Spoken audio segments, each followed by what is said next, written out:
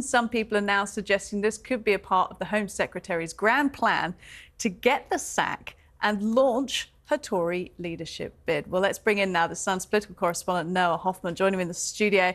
Noa, just bring us a little bit up to speed here. There was a lot of commentary today that there might be a bit of a rift. Yes, so Suella Braverman has, for a long time, had her really staunch backers on the right wing of the Tory party, and she's had MPs who have really been sort of worried by her rise, more within that sort of One Nation group. Now, her most recent comments on homelessness, describing people who are rough sleeping as having some sort of lifestyle choice, and also floating the idea that tents should be snatched off homeless people by the police or in some sort of major crackdown, has really, I think, been a bit of a sort of turning point in her relationship with the wider Tory party. And what we've seen today is the sort of continuation of sort of spats over her position in the party and the effect that she's having on the polls. So we've actually seen an exclusive from Natasha Clark at LBC, who has released some screenshots of a Tory WhatsApp group of MPs concerned with home affairs. And they're all sort of having a go at each other for making public, airing what they would some describe as dirty laundry, their sort of beef with Suella Braverman. So we had a very senior Tory MP, Richard Graham, post a tweet really sort of denouncing the tents. He wasn't the only one, the idea of the tents, he wasn't the only one. And on this WhatsApp group privately, some of Suella's more sympathetic allies in the party have said, if you've got a problem, don't air it in public. You know, we've got enough issues to deal with as it is.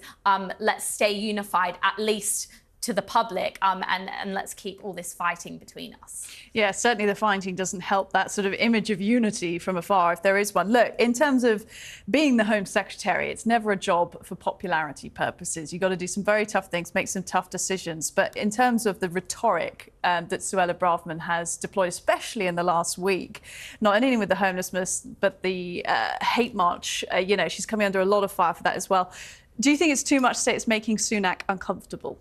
So I think the tents definitely was not something that sat well with him, because we saw how quickly the idea was sort of shot down, or at least put on the back burner by Number 10, rather than this proposal appearing in the King's Speech as it was touted to have done first. I think a lot of it shows that Rishi Sunak has a lot of weaknesses. Suella pretty much has free rein to do whatever she wants. Now, some commentators, some analysts think that she is deliberately trying to be fired. I don't think that's the case. I think perhaps there are a lot of MPs who believe that the Tories aren't going to win the next election, and she doesn't need to start any potential leadership bid now. If perhaps it is inevitable that that happens, she can, you know, kickstart that sort of leadership bid after a general election. I think she's more enjoying the fact that she does have this sort of free rein to speak her mind, because Rishi Sunak can't really, I mean, he could be bold and get rid of her from the cabinet, but that would cause him a lot of issues, because she has sort of 40 very strong supporters on the right of the party who would probably be willing to cause a lot of chaos if he did take her out. So I think this is just a matter of her speaking her mind and knowing there probably won't be consequences. Is that making the PM uncomfortable? I think in certain instances it is, yes. And look, Keir Starmer seizing the opportunity to point the finger very much at Suella Braverman and saying, look, Sunak, there's your problem in the party.